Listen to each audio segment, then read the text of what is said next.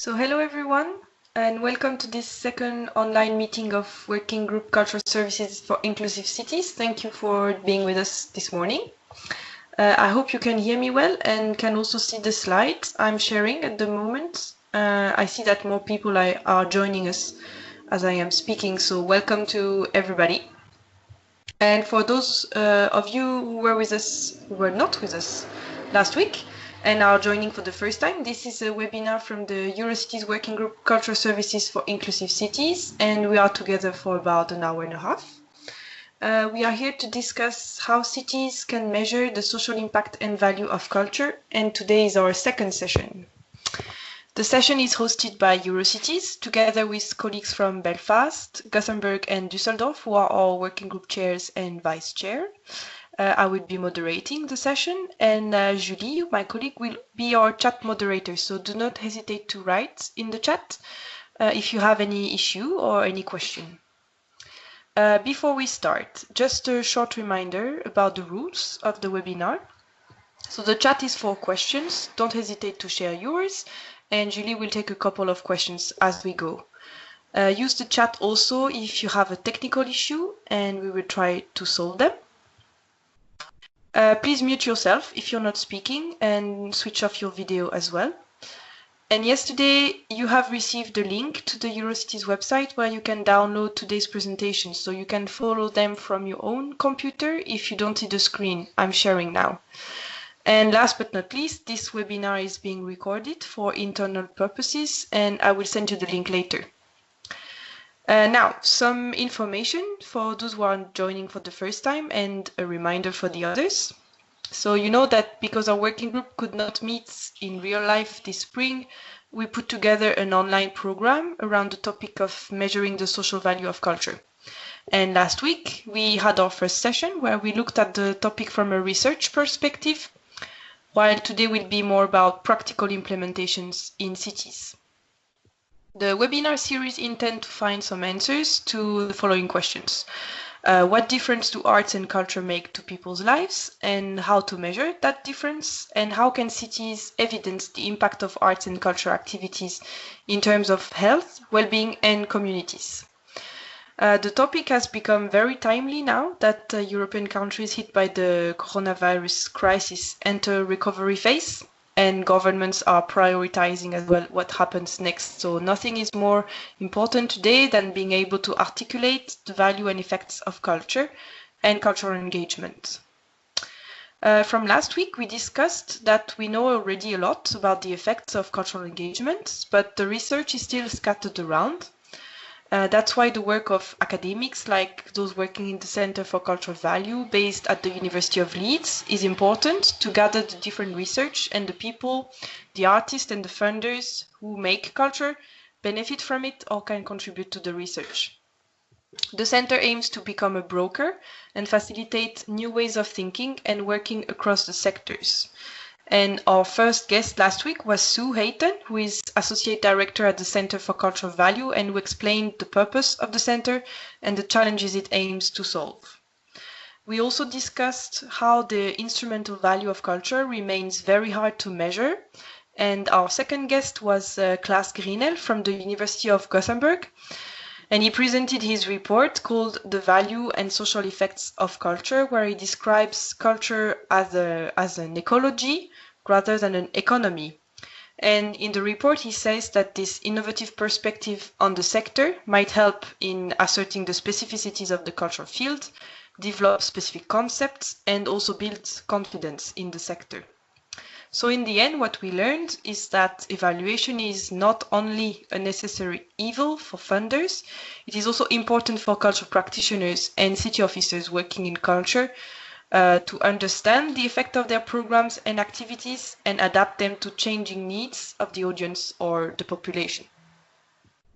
So today in our session, we will discuss which tools cities have developed to measure these effects on health, on well-being, on quality of life for their citizens. And to do so, we have with us two cities who will share their examples and experimentations. So first, the city of Manchester, who has developed a cultural impact survey, which is an annual survey on the economic and social impact of culture in Manchester.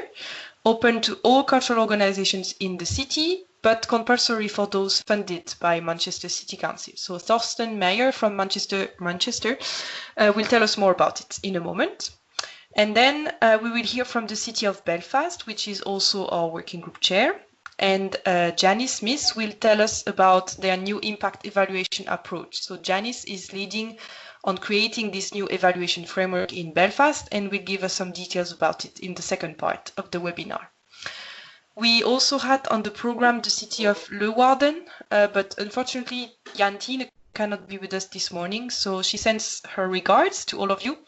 And I wanted to let you know that her presentation is available on the Eurocities website if you want to have a look.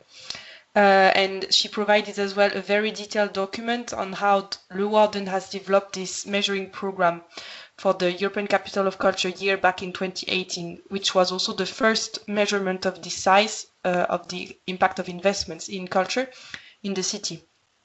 If you have questions, Jantine told us as well that she remains available. You can contact her by email or call her. I can also type her email address in the chat a bit later. So welcome to all our speakers. And for participants, don't hesitate to type your question as we go. And please also, if you're not speaking, please remain muted. So as I announced, in Manchester, it has been a few years now that the impact survey has been implemented for cultural organization. And Thorsten, who has been working for Manchester City Council since 2006 in a variety of roles, including housing, urban regeneration, and economic development, is now a member of the culture team since January 2017. So he has followed the evolution of the cultural impact survey quite closely. Thorsten, can you tell us more about how it all started and why did the city of Manchester decide to run an impact survey? Did it respond to specific challenges in the city?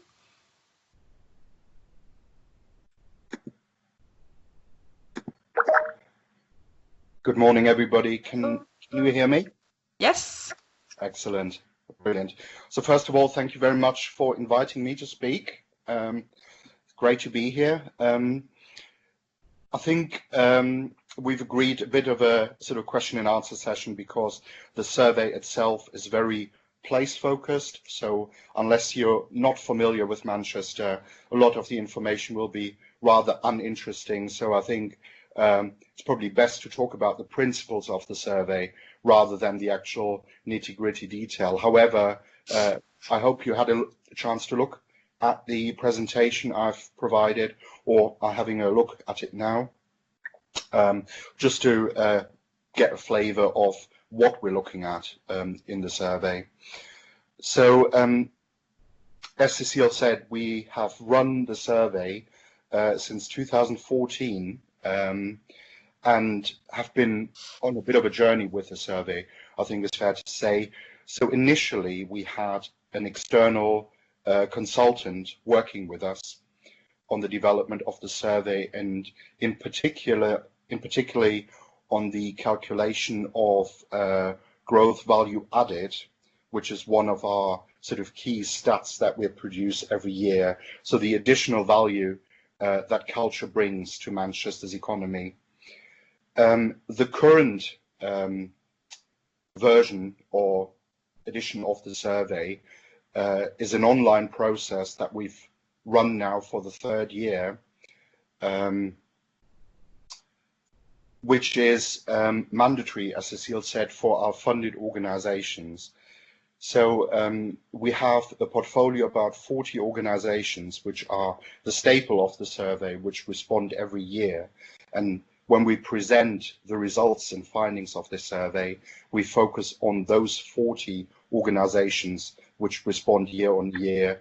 The survey itself is open to everybody, but obviously not everybody responds every year because it's not mandatory for them outside these 40 core organizations. So we have to be a little bit careful in terms of comparing like with like year on year. Why we do it, it's key information that we use all the time. So you can imagine every presentation, every briefing, every speech that we write for senior politicians about the value of culture features heavily our cultural impact data. Our executive member for culture in the council is very keen on the widening access to culture and participation, and he is very keen on this piece of work. So, I mean, just to illustrate, even in the current situation of the COVID crisis, where we've suspended all funding agreements and have actually set organizations to use the money in any way they see fit to weather the storm, we still run this survey because the data it provides is so valuable. It always looks at the financial year past, so the survey that we're running this year will look at the financial year 1920, which has only been affected by the COVID lockdown for 2 weeks. So our financial year runs from April to April.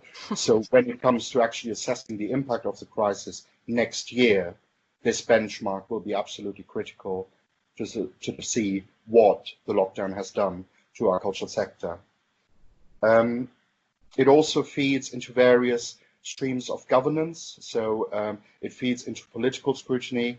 So once a year, it tends to be sort of October time, we present the findings to the politicians sitting on the overview group for communities and equalities to see how the take-up of cultural activity and participation is across the city. You will have noticed in the presentation we feature heavily the data on ward level, so individual electoral wards. That's what our politicians are particularly interested in, how their respective wards are faring in terms of cultural activity. And yeah, I think it's fair to say in Manchester, the political leadership very much values culture and its role in contributing to the economy. So it is a fairly high profile thing for us. So hence we have a lot of attention on it, and this annual survey has been really valuable in that respect. And lastly, we hope that it's a collaborative process that we are running with the cultural sector. So we see it as a sort of advocacy tool for cultural organizations. They can use the data for funding applications to illustrate their impact. We feedback every year with individual organization feedback and also how organizations are faring compared to their peers in their art forms, to give them a picture of their performance, I suppose, across a number of key indicators. So it's a two-way dialogue in a way that you started with the cultural organizations as well. But how does it work in practice, the running of the survey? Like when do you start and who is involved exactly? What is the role of each of the person that are included in the survey running? So the survey is run essentially by my team, the cultural finance team. It is a collaboration between us, the research and intelligence unit in the council, and the ICT team. As I said, it's an online format. My team bears sort of the burden of checking the survey responses. So it's not just as easy as sending out a template, which is then completed and comes back. We do have to check the survey responses for their validity. We need to see whether anything is way out year on year. So we need to query certain things with organizations if there is no explanation. So it does take quite a bit of time until the survey results sort of match and are comparable year on year. We no longer use external consultants, I should say, as a result of, budget pressures, to be frank. So the whole survey is now done in-house, so from its co-production before sending out to its processing, the data analysis, and the presentation. One important thing is, obviously, cultural organizations get asked for a lot of data from all sorts of partners. So you can imagine that, the funding mix of the arts in the UK, as in many other countries, is very diverse. Different funders have different requirements. So we try to make life as easy as possible for our organizations, and we align our survey questions as well as the timing as much as we can with Arts Council England, which is the funder of cultural organizations in the UK.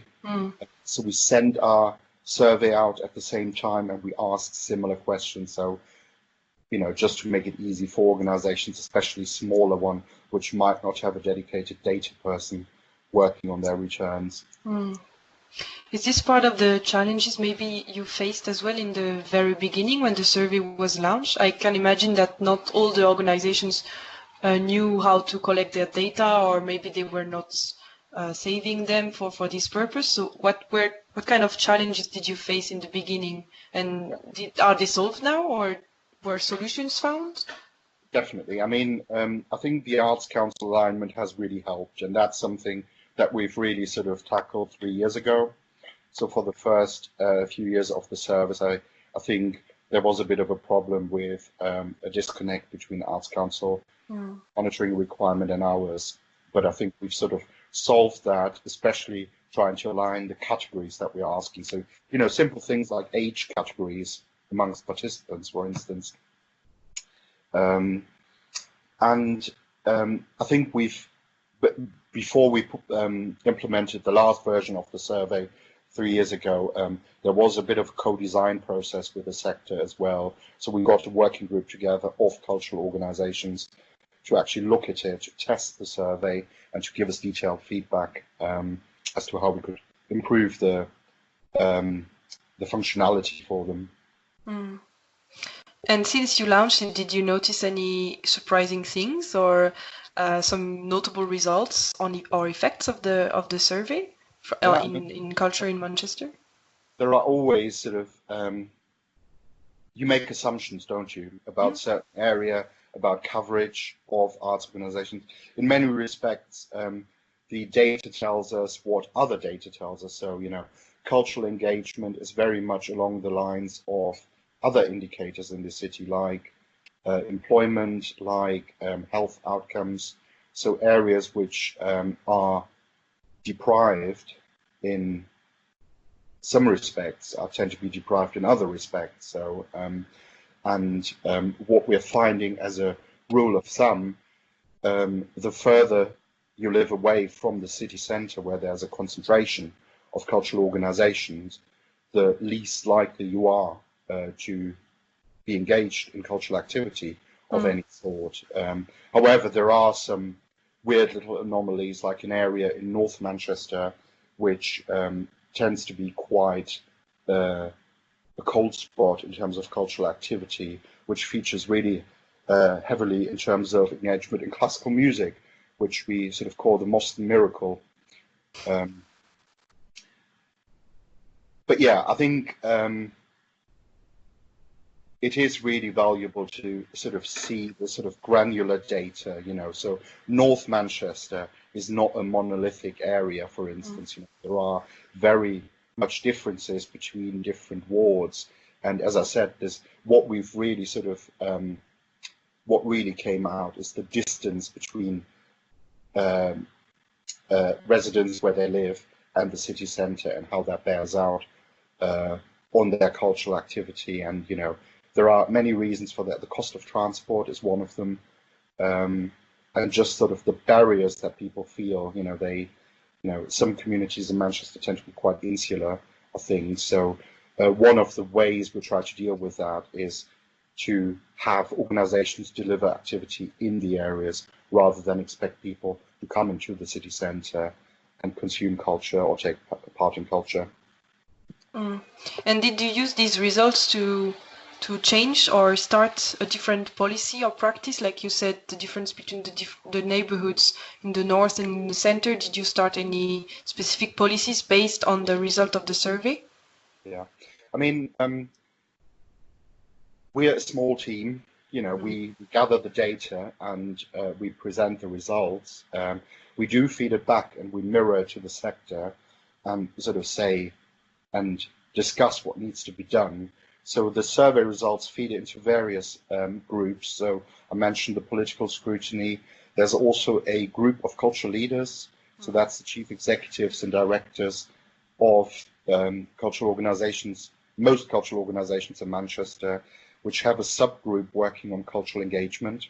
So our data informs their discussions. So some of the issues that we've been grappling with over the years are the diversity of audiences, the diversity of boards in particular. I mean, that's an interesting result that's fairly constant. So you have a slightly female bias in the arts across all people categories. So audiences, depending a little bit on art forms, classical music tends to be more male, gallery attendance tends to be more female, but generally you have a slight female bias across audiences, participants, volunteers and staff members. Interestingly, when you get to board level, that's reversed and you have a slight male bias. So that's something we're looking at. There's also schools engagement, where we have quite a stark variety in terms of schools that are engaged and schools which are not. So that's something that we're trying to work with in a very targeted way and work with individual schools to improve the picture there. I think at the moment 78% of all Manchester schools are engaged in cultural activity, and there should be some improvement. To that end, a Manchester Cultural Educational Partnership has been launched, which brings together arts organisations, schools and the council and youth organisations to work together to ensure that every child, every school child has access to cultural provision, because we know that through various changes in education policy in the UK, the take-up of art subject has actually fallen and is continuing to fall. And I see that Val is asking if the team is using this information to shape policy or inform decisions about funding, but I think you partly mentioned it in the beginning when you said that you use this as an advocacy tool for the sector and also to inform policymakers. It's a really good question. I mean, our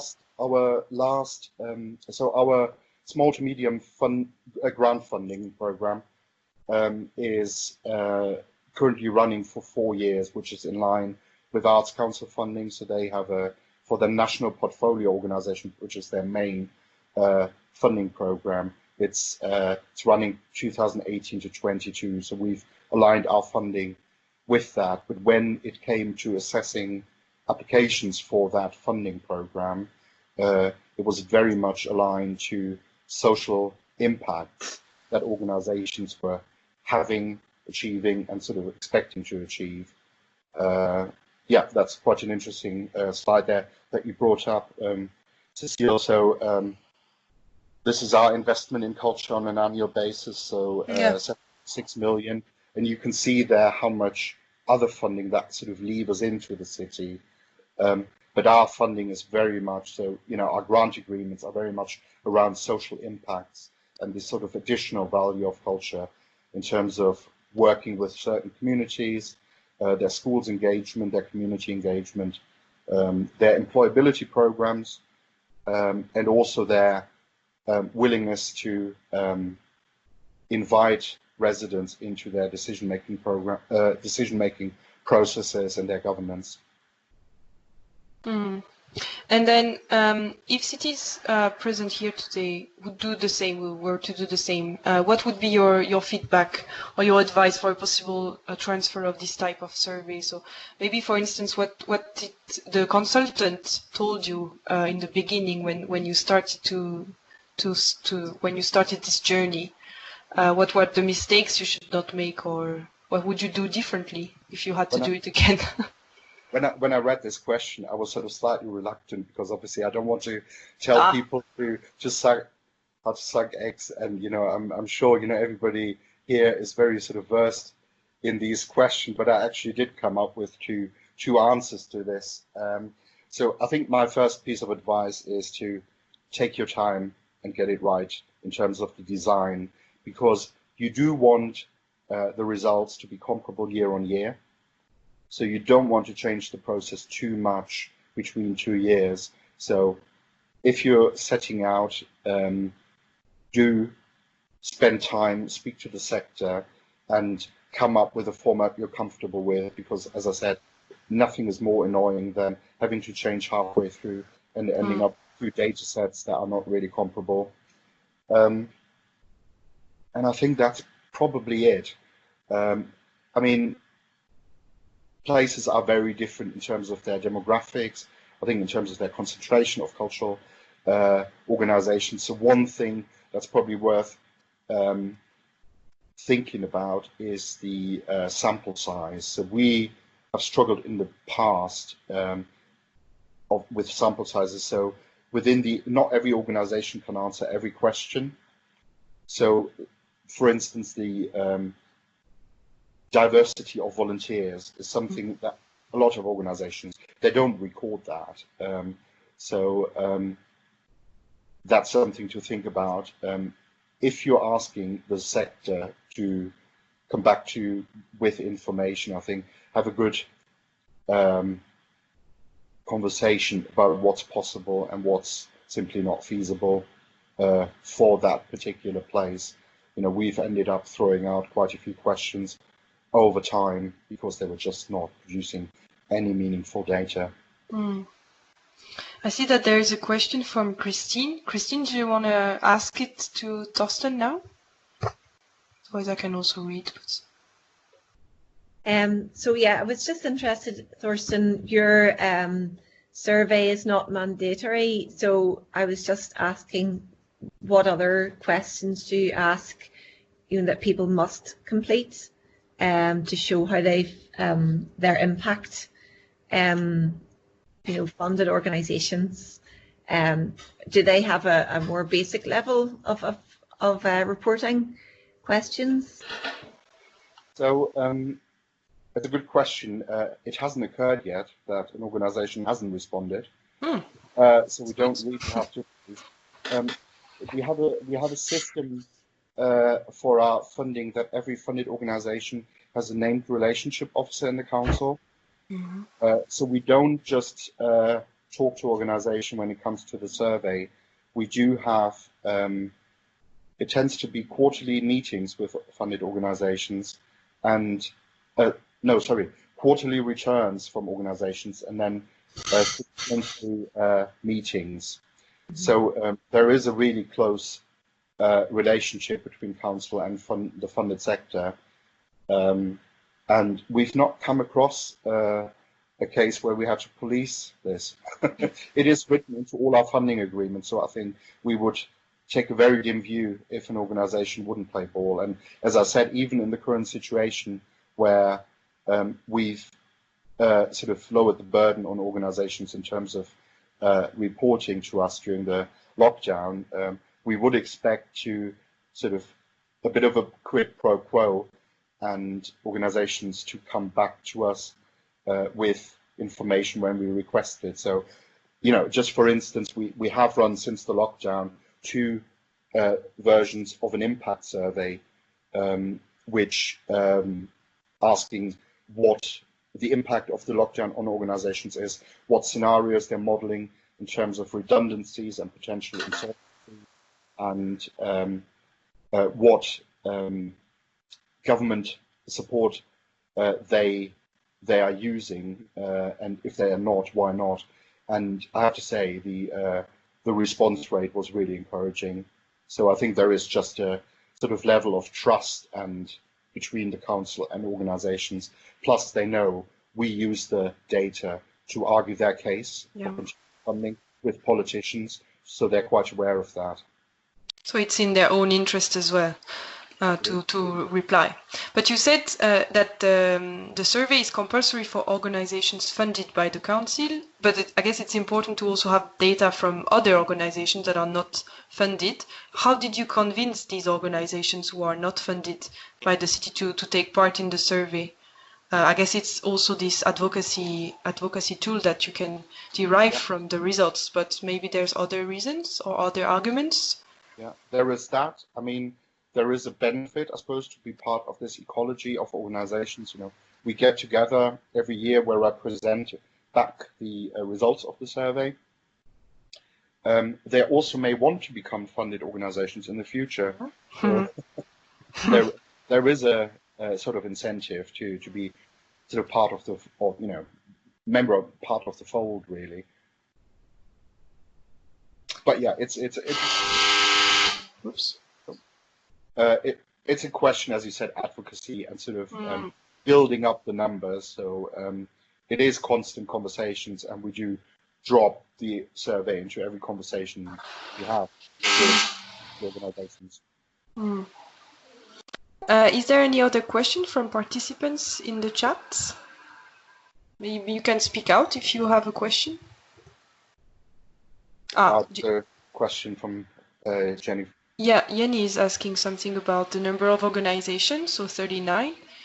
Which part of the cultural field is represented, and is the sector left out? So I think we're sending the survey out to 100 organizations. Okay. So yeah, that's something I obviously should mention, that the survey of the 39 organizations at the moment is by no means the whole sector. So for instance, some of the sort of more commercial theatre scene, that, the receiving houses which put on West End shows and musicals, they're not funded by the city council, so they tend not to respond. So we reckon it's about, well, between 39 out of 100 that we think are located in Manchester or do work in Manchester. I had also an additional question, which is maybe a bit different. Do you think we could use a survey of this type to measure the impact of culture and cultural organizations, also in terms of environment footprint? How could we use these tools to move towards a zero carbon culture in our cities? I don't know if you started to think about this topic as well. Could you go to the last slides? Yes. At the moment, we're not doing that much. We do ask what organizations' footprint is, carbon footprint, and we ask whether they're a member of an sustainability organization. I think that's a good question. So at the moment, 30 out of 39 organizations are a member of such organization, and here there's an overview of which organizations they are. I think this is something that's going to become more important, and at the moment I'm actually working on a review to include environmental indicators into the grant program. So when designing our next grant program, which will run from 2022 onwards, there will be environmental indicators that organizations have to meet. And as I said, a review is taking place at the moment. Julie Spicer, for the organization on the top, is leading this review for us. Okay. Then it's a co-design process with the sector, just the process of convening a steering group. But they may well advise us what else we should be asking in next year's survey in order to build up the baseline, essentially. At the moment, I have to admit, we don't do really very much with the information about the carbon footprint. So it's a question of, okay, this is your carbon footprint now, how do we move that on? And that will be part of these discussions with the sector, because obviously you have a variety of organizations, large, small, venue-based, non-venue-based, some of them in their own assets, some of them in council assets, some of them renting from third parties. So it's quite a disparate picture. So we need to come up with some system that reflects all of it. So at the moment, we're thinking of having sort of menu approach that could be tailored to an organization and then sort of be part of the grant agreement or the funding agreement that we have with them. But yeah, early stages on that. Yeah, a lot of cities are started this new journey as well. Well, thank you very much for your insights on your own survey. I don't know if there are any additional questions. I don't see any in the chat, but maybe they will come. Any reactions from our chairs before we move on to the second city? I don't know if Christine or Petra, you have a question or a reaction or... Yes. Hello. Hello, Petra. I just, first of all, I want to thank you, Torsten, because it was very impressive. And as I said already to Sue last week, I envy you for your possibilities and the knowledge you gave already. So we are just at the very beginning at the moment. And I had one question that came up to me during your performance is that do your results become a tool for city planning in general? I mean, you really gain information which might be also important for other sectors. And are they regarded together in context? So they gave a holistic picture in the end, so they really turn into something like a planning tool for a larger area or a city in total? Yes, it might be helpful to just quickly explain where my team sits. So we're the cultural policy team, but we're part of a wider policy team. So we sit together with colleagues working on resources and programs, so other funding that we receive, including European funding.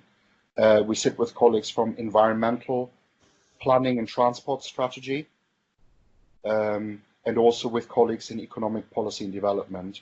So, so just by virtue of the team structure, our results feed into various conversations. So I just mentioned one thing, you know, we know that transport and the cost of transport is probably a barrier for cultural engagement. So that is being looked at by colleagues in the transport strategy and cultural leaders group that I mentioned. This group of cultural directors and chief executives also lobby heavily with our local transport company for improvement in this area. So yes, absolutely, we try to use that data widely to engender change and not just in our little arts and culture bubble. Thank you. There's a question from Val. Mm-hmm. Val, do you want to articulate that, or I can. Yeah, I can. I think. Can you hear me? Yes. Okay. Yeah. So my question was really about the trend information that's been gathered over the years, and what you do with that information in terms of, you know, how you present the changing context of the sector, and if there's anything you've learned from that that would be interesting for us to understand. Yeah. So year-on-year information is what we're aiming for, but it remains difficult because of the relatively small sample sizes. So it does come with a lot of caveats, and you can imagine that with small sample sizes, you know, to really establish whether a change year-on-year is statistically valid can be quite hard. But we do see certain things improving. So so I mentioned schools engagement is an area where we've made some considerable progress over the years. There's still room for improvement, which is why we've come up with the idea of this local, the Manchester Cultural Educational Partnership, just to drive that. I think another indicator I mentioned earlier is the issue of board diversity. Again, something that is quite stark, but something that is an improving picture year on year. So we're quite hopeful that the measures that we've taken on, the conversations that we've had with organisations about that is sort of so, you know, producing change in a way. But as I said, we're 3 years into the current format, so yeah, it's still a work in progress. I mean something, and I have to apologize. I wasn't here. I was only able to dial in for the last half hour, but something I imagine has come up is really the difficulty of measuring real social impact. I mean, we call it the cultural impact survey, but in many respects, there are areas we're not really touching. So, I mean, I'm really interested in things like, you know, if you attend arts events, if you, I don't know, go to concerts, go to the theatre, how is that really affecting your well-being, your employability, your confidence, you know?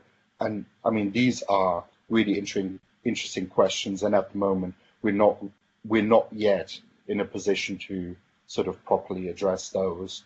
I mean, that would be sort of the absolute goal, and this is why I'm so interested in what other cities are doing, and especially what academic partners like Sue Hayton are doing in Leeds in terms of sort of cracking that problem. Sorry, that's more of a sort of observation than an answer, but I hope that's helpful. Okay, doke. In terms of the small sample sizes, Thurston, do you mean in terms of the sample of people that the organisations engage with? Just as I said earlier, not every organisation can respond to every question. Okay. So on some indicators, we end up with very, very small numbers, and it is debatable whether they are statistically valid. Okay. So when I present this presentation quite confidently to you. When I present it to politicians, they do come with quite a few caveats, you know. So individual figures where I have to say, okay, this is the situation, this is how we arrived at this figure, but you know, you do have to take it with a pinch of salt. So it's just the nature of the deal. I mean, you can imagine large organizations, they may have a full-time data person working on them, on these returns, and other returns, you know, but there are small 1, 2, 3 man bands who just don't have the same capacity to devote to the survey. You know, it's also a huge discrepancy between, for instance, concert halls, you know, which have a ticketed product, you know, which have IT ticketing systems. So they're finding it easier, for instance, than art galleries, you know, who have far less scientific methods of, you know, their surveys or, you know, I don't know, counters that produce their audience or attendance figures. So, so you do have to take all that into account. So it's not always entirely scientific, but then again, it's the best we have, and it is valuable data, and you know. And just one final question from me, and do you have an economic indicator figure in terms of you know, the amount of investment equates to a certain, you know, if every £1 of public money invested equates to a certain economic return? Yes, Cecile, would you mind going back to the start of the presentation? Which slide? To the GVA slide. Sorry, it's right at the other end, right at the beginning. No. This one. Yeah.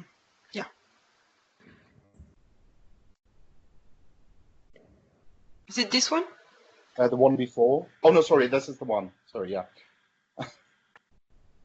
Yeah.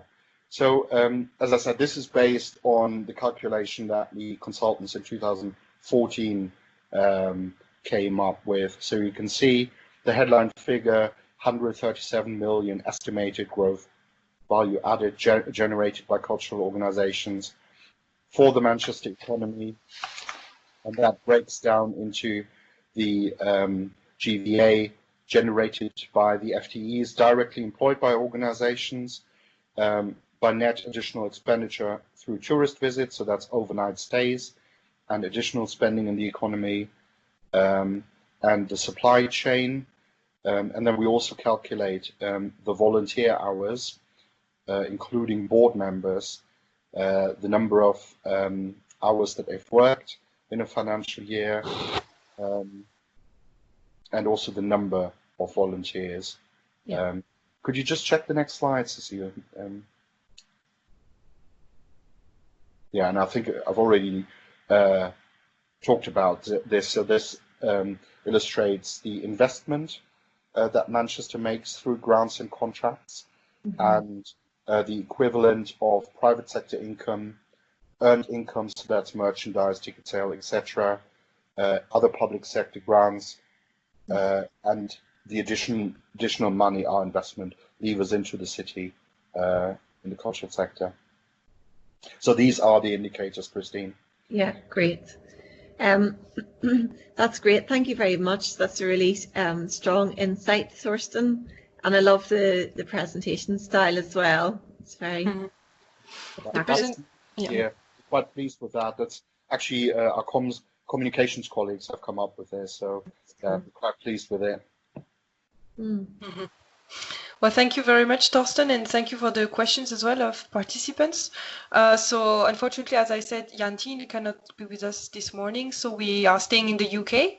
And Christine wanted to discuss the example of Belfast, because interesting things are happening there at the moment in terms of evaluation and impact approach. So together with Janice Smith, they are devising a new evaluation approach and framework for cultural policies.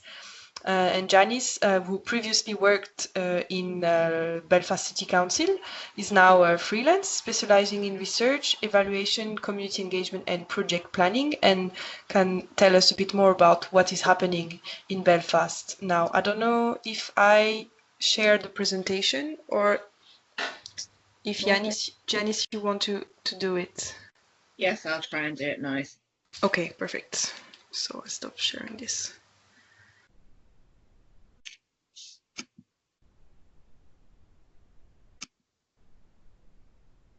Okay, can everyone see that? Yes. Yeah.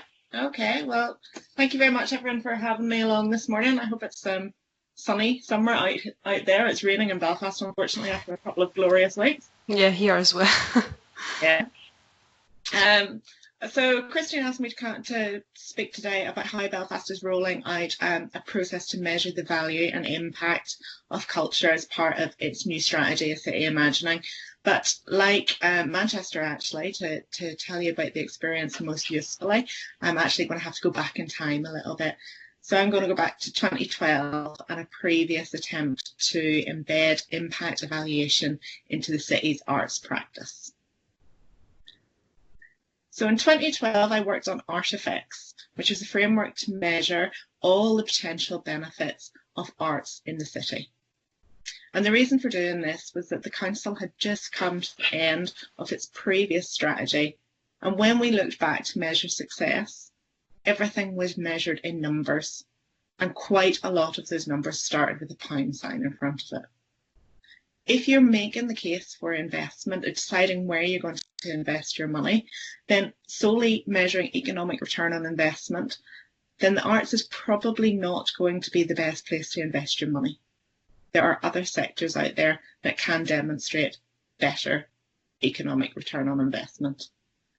And more than that as well, we all know, a bit like what Thorsten was talking about, the arts is more than the sum of those parts. It's more than its numbers or its value in pound signs.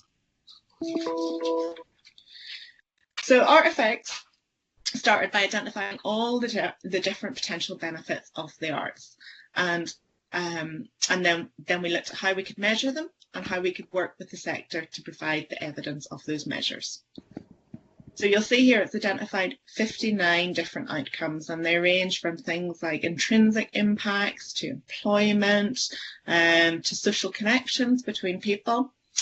And these are arranged in spheres, 18 different spheres. So you've got learning, you've got quality, you've got economic, you've got environmental in there.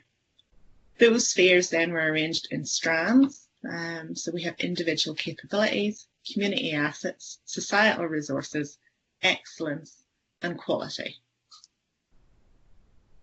And we talk very much now about culture being an ecosystem or an ecology, and artefacts adopted a similar biological metaphor. So it's very much about how those different outcomes and spheres and strands, how they fit together and come together and hold the whole together. However, when it came to collecting the evidence of all those different benefits or all those different impacts, this is where artefacts began to struggle. Organisations funded by Belfast City Council were asked, first of all, to identify what outcomes they delivered connected back to the artefacts framework. They were asked to share those results and also to share their experience of evaluating and measuring in this way, because it was completely new to them as it was to the council at the time. And a bit like Manchester as well, there were different survey questions and even different surveys which were intended to go out and ask for different key performance measures of the funded organisations and the wider sector. Some people, some organisations really, really loved and welcomed artefacts, and they were really delighted, most of all, that the council was trying to measure value and impact in a completely different way. Some people in the sector, some funded organisations, absolutely hated artefacts. It was a change. Some people don't like change. And they thought it was a lot more work. And to be honest, it was a lot more work. One thing that I learned at the time is that public policy over the years has actually been really good at teaching people that value is measured by counting the activity that they do. So the same people who at the start of the artefacts journey complained that the council only measured value or impact in terms of bums and seats were the same people who still at the end of the process and the journey told us that their benefit or their impact was the number of people who came to see their play or came to see their activity. For the council as well, it was a very complicated process and too much. You can imagine they were pulling together data from organisations, from their monitoring and evaluation returns, from all these different surveys, from population surveys carried out by the Arts Council or by the Northern Ireland Statistics and Research Agency. And they were analysing this and they had to write it up, and it was across 59 different outcomes, and it was too much. So this time round in 2020, we have a new strategy, a city imagining, which I think Christine has talked to you about in the past. And now we're focusing on measuring the impact of a particular strand of that strategy, which is our multi-annual grants. So that's great. So we've got something more focused we can focus in on. But as you can see from this diagram, multi-annual grants in itself has different strands. So we've got 2-year and 4-year grants, and they range from £10,000 per year to £250,000 per year, up to £1 million for the contract over 4 years. And it's not just about arts this time. You see it's getting bigger and wider again. Not just about arts, we've got heritage in there, and we've got all kinds of cultural festivals and events, culture in its widest sense. So to give you an example, there's a science festival in there. Another positive thing that's happened between 2012 and now is that Northern Ireland and the whole government of Northern Ireland has become much more outcomes focused. So focused not on the numbers again, but on the impact, on the difference we make due to changes in legislation. So we've had this thing called local government reform, which has introduced community planning, which I think lots of European countries already have.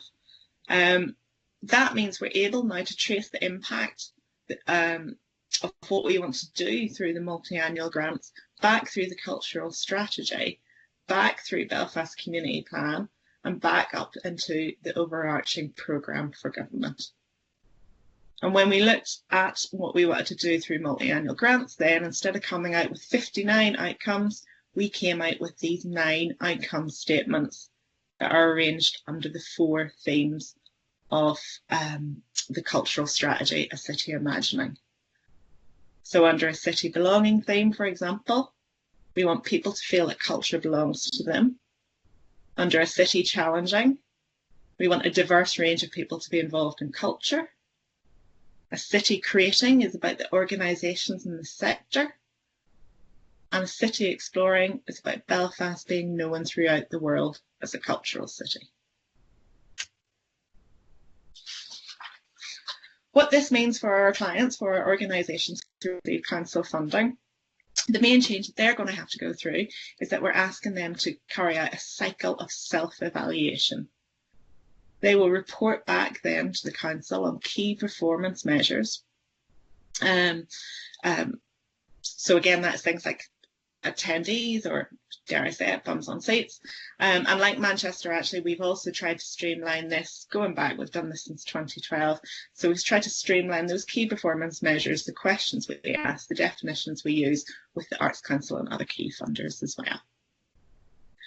The clients then will also be asked, the evaluation element of this will be the clients will be asked to show their contribution to at least one of the outcomes that I showed you in the slide previously. And they'll have to do that using both qualitative and quantitative evidence. So really, I suppose we're asking them to drill down and tell us what difference they make to the people that they work with. And Thorsten mentioned this earlier, it's a very difficult thing to do. So this is a little bit experimental. And we already think we're probably going to have some issues around quality there. So we're giving lots of support to the clients, to the funded organisations, to help them through this journey. They'll be supported with it by their relationship manager as a dedicated officer within Belfast City Council, and both the client and the relationship manager will get training and support on an evaluation practice.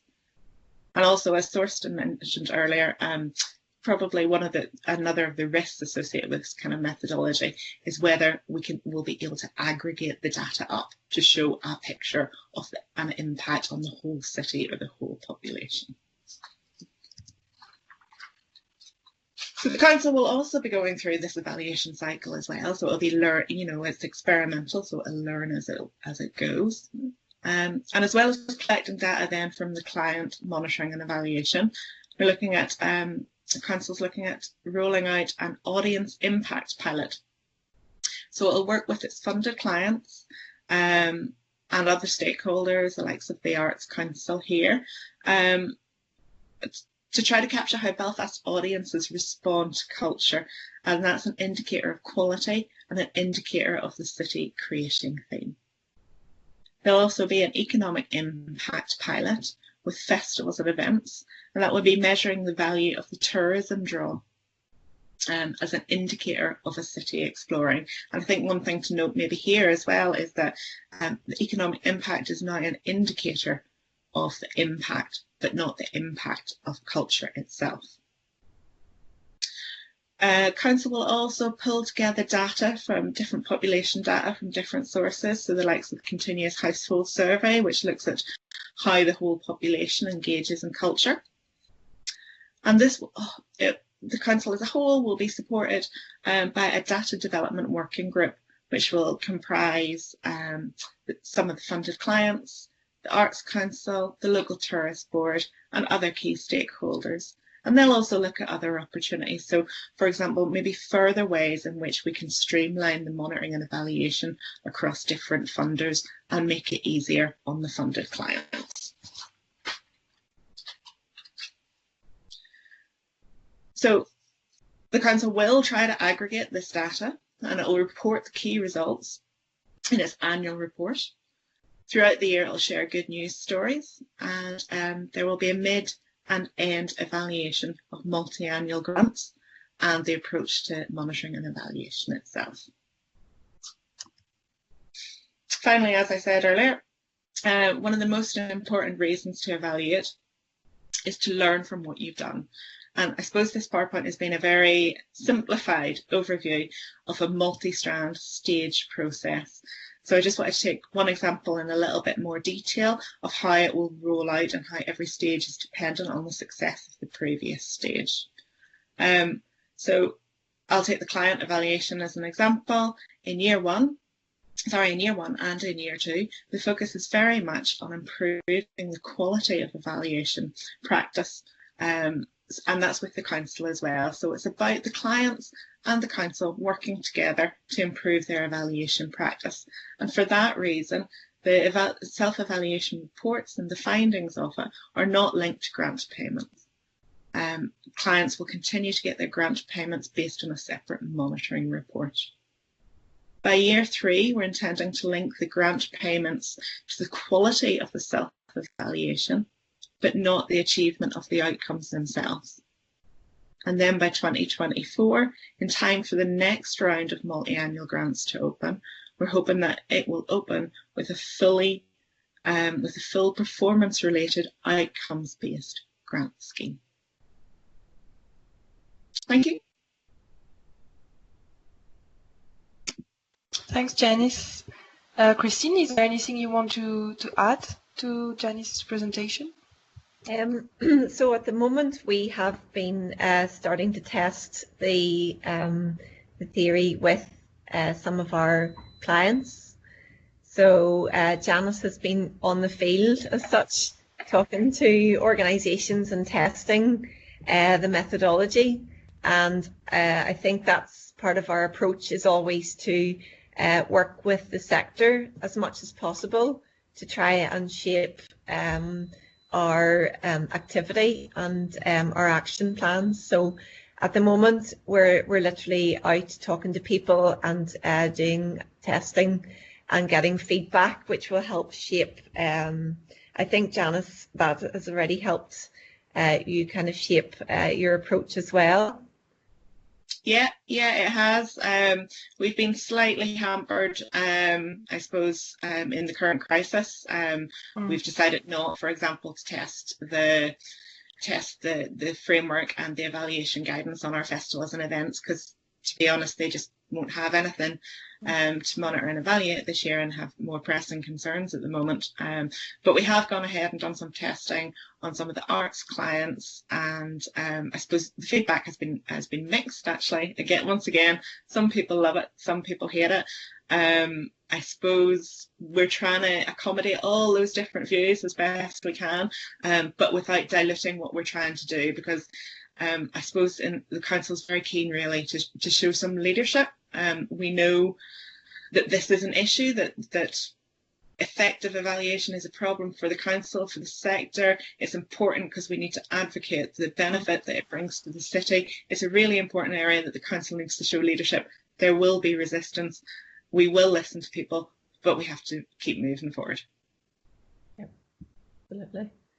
And we're grateful for Janice to be working with us on this. I haven't had experience working within the council, and also her expertise in really analysing data and outcomes. So we're hopefully going to have a more information that we can share with others later on in the year. As Janice says, we're kind of we're going gently this year with regard to messaging around evaluation, because we're aware of the fragility of the cultural sector in the city, and we certainly don't want to impose anything too rigorous at present. So I think the phased approach over the years is a fair way in which we can introduce the new kind of outcome-based funding process. There is a question from Yenny, clarification actually. Did you finish the art effects evaluating, or did you continue with something from it? We didn't finish it. It's still all the way through the previous funding. It was what was used. It was supposed to be built up in stages and stages and stages, a bit like this one will be. But we never really progressed from the first stage, to be honest with you. Having said that, it hasn't gone away. There's a great toolkit as part of Artifacts, which is basically a big compendium of here's what other surveys, for example, or measures that other people have used to evaluate impact. You could try that in your own work, and we do know that some organisations have adopted it and run with it. So I suppose it's a sort of slight continuation. I see there's another question there as well from Thorsten, which is a basic thing I should have actually mentioned. So there's 55 core multi-annual funded organisations in Belfast, and this monitoring and evaluation is just for them at this point in Okay. time, so not the wider sector. Okay. And maybe also a question I asked Thorsten about the environmental indicators. Did you start thinking about them or include them in the new framework as well? No, not yet. It's very early days, I suppose, from Belfast perspective, and Christine, you can jump in if you want here as well. So the multi-annual grants, for the first time, we asked people, oh, Christine, you'll have to remind me actually, we made it compulsory, did we? Yes. Environmental policy? Well, some of them didn't include theirs, but we made a question compulsory in terms of that they had to respond about what they felt their environmental impact was. And then there was a scoring. So if somebody didn't submit any kind of environmental policy, they got a big fat 0 under that question. Mm. But we didn't make it compulsory that their organisation had to have one at the present time. Mm-hmm. And that's an area then using that, that knowledge, then we can use that to inform our kind of what we need to help them with going forward. Mm. And we have actually currently a Queen's Master's student working with us as part of her dissertation. She's working with a number of festivals at the moment, looking at toolkits, and she's been taking part in the ROC webinars and so on. Yeah. Looking at ways in which festival and events management can become more sustainable. So, yeah, it is something that we're going to be developing this year for sure. There's additional questions in the chat that I see now. So there's Rachel who's asking about the size of the team supporting the role of this new evaluation strategy, the rollout. Sorry.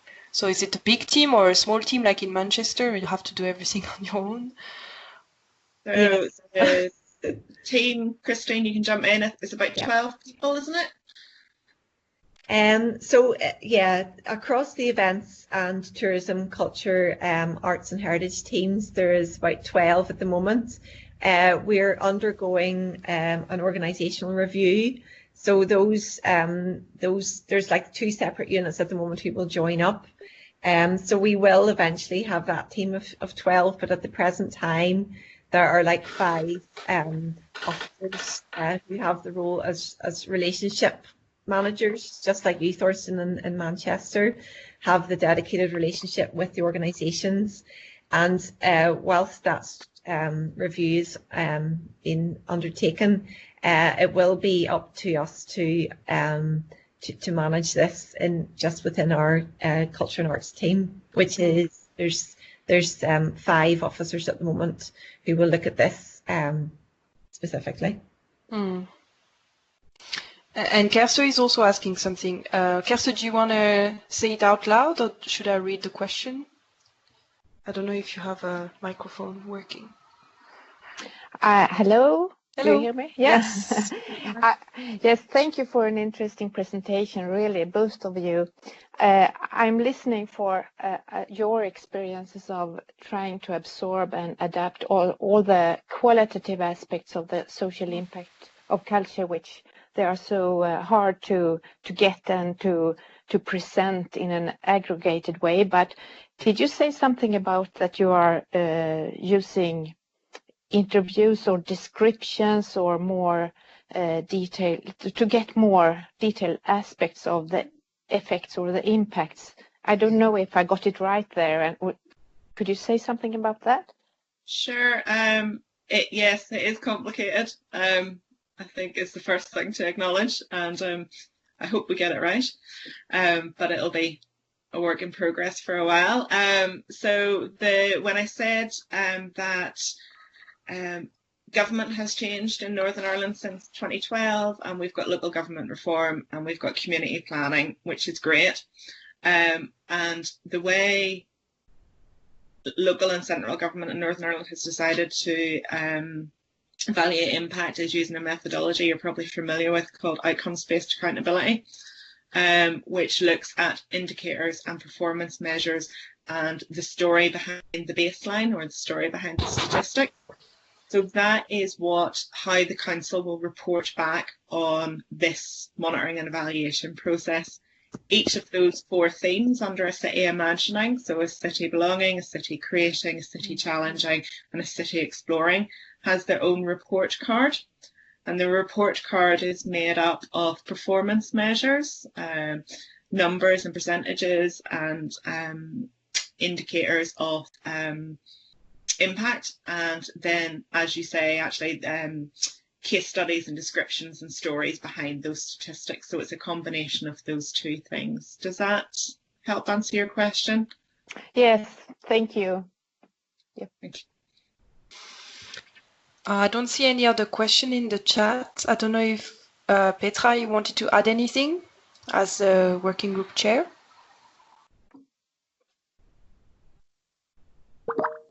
Yes, hello. Yes. I first want to thank Janice and Christine to present this new idea, a new vision, I would like to say, for Belfast culture, and I'm really impressed. I actually don't have a question at the moment, but I really like the idea of bringing together an overall cultural concept, connected closely and from the very beginning with key performance measurements and indicators. And that is something new. I haven't heard of this before.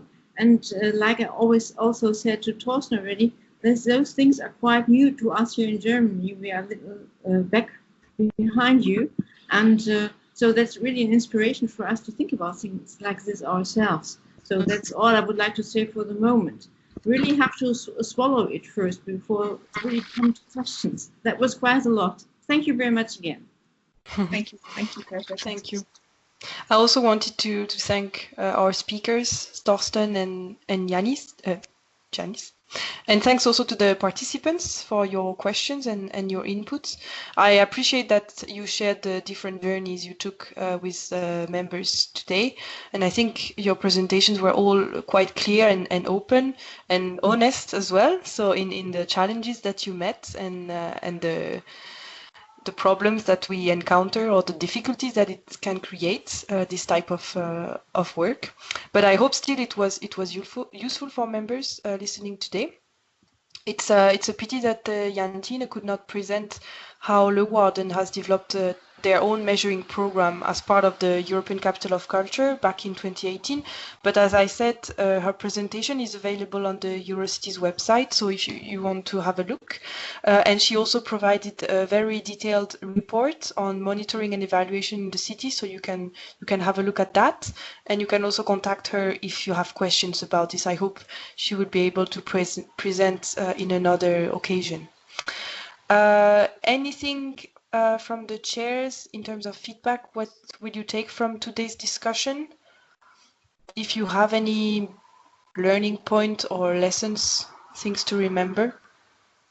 I think there's huge potential in cities sharing information, sharing frameworks and findings, because together we can hopefully discover good practice examples and also gather ideas around impact that maybe we're not already exploring. Because I think we need to think about creative ways of presenting the value for culture, particularly in the current financial climate, and just make sure that we're doing the best that we can to ensure longer term investments and resilience, and even not just for funders but also for the private sector, just that we can help articulate the benefits of private sector and businesses working with the cultural sector, and that can be done through examples but also statistics. So yes, as funders we're really interested in this, and all our politicians will be interested in different things, but it comes down to the fact that it needs to be accountable, but it's just how best to articulate that. It's always going to be a challenge. Yeah. Petra, you want to add something? Yes, for me it was a big inspiration, I have to admit, and we really start to think ourselves on things like this, and we are at the very beginning to start with the cultural development in bigger terms. And what we learned today is very important for our future planning. So I'm very grateful for it. So it really was a good inspiration. Thank you very much again. Thank you. From my side, maybe a few points also of things I will remember. So first thing is that the evaluation of the impact of cultural activities at city level, it takes time and probably a lot of energy for the team, but it seems that it's also super important. And from what I remember, what Thorsten said as well, is that the earliest you prepare, the better. And it might even be that the preparation phase is the most important one. So that's the moment where you decide which KPIs to use or discuss with the stakeholders in the sector and the cultural organization on how to organize, decide on the formats in which you're the most comfortable, etc., etc. So, and also by running these surveys or evaluation framework, cities will even come across surprising findings that can then inform different policies or also the funding, the grants program, etc. Something we kind of touched base on, but it's still a bit difficult, is how to use these types of impact survey or evaluation framework to measure and potentially reduce the environmental impact of culture. So it is a journey that some cities have started, but it will probably become more important in future years. And on this, Christine mentioned it earlier, but there is, we produced a publication as part of the ROC project on cultural heritage and urban regeneration. And this guide, it's about how cities can reduce the carbon footprint of cultural events. So it's available on the Eurocities website. You can have a look. And we also organized a series of webinars on this topic. So it's on the YouTube channel. Okay, so that's all from my side. If there is a last word from our participants, and yes, something maybe we can mention is about the next working group activities later this year. What can members expect? Maybe Christine, you want to say something about it? Yes. There's some hints in the chat already. So Petra and I and Kirsta will be looking at putting together an online compendium digest selection box of examples from cities. So that will be a mixture of theory and practice. We're looking to put that together for, to represent around 10 examples so that people can see, get a flavour as to the differing approaches. And see if there's any ideas that they can replicate in their own cities. So we will be doing a bit of a harvest of ideas. We'll be using some ideas that have come out in the past 6 months and including that in the online guide. But yeah, we'll be working on that just over the summertime. Yeah. So expect an email. Indeed, expect news from us during the summer. You will not be able to rest. So, from my side, thank you all again for your active participation and presence in today's webinar. This was the second online meeting of our working group, Cultural Services for Inclusive Cities, and it's the first time we tried something like this, but I think it worked quite well. I'm happy and satisfied. I hope you're as well. I was recording the meeting, and you will soon have the link from today's and also from last week's discussion if you want to watch again or share with your colleagues who could not be with us today. And also the presentations from today's and last week's webinar are available to download on the Eurocities website and will remain there, so you can take your time to get there and have a look. I hope this was useful for you and that you enjoyed it. So stay tuned indeed for more news about our working group activities and the forum's activities as well. I hope to see some of you in Tampere also next October. Let's hope the situation will improve by then. And in the meantime, have a nice day and take care.